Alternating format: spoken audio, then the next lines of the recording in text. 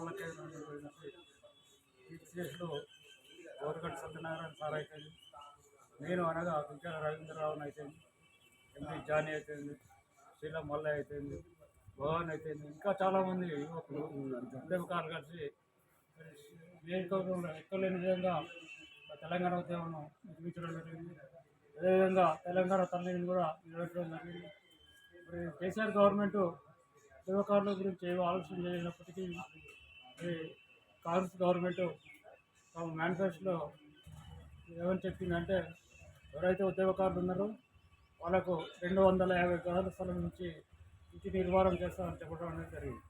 అదేవిధంగా pension, health card, గుర్తింపు card తదితర అంశాలు అమలుపరచామని చెప్పినప్పటికీ 2.5 సంవత్సరాలు దాటినప్పటికీ ఇప్పటివరకు కూడా ఎలాంటి ఉడుపు పలుకు లేదు.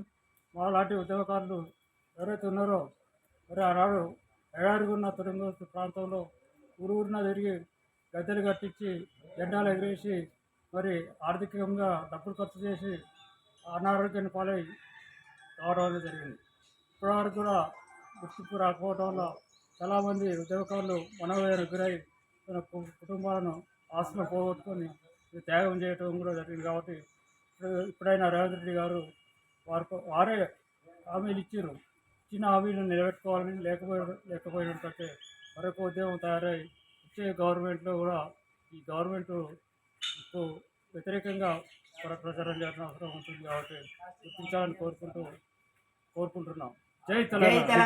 తెలంగాణ అమరవీరులకు ఉద్యమకారుల హామీలను వెంటనే రేవంత్ రెడ్డి గవర్నమెంట్ ఉద్యమకారులకు హామీలను వెంటనే జై తెలంగాణ. జై తెలంగాణ.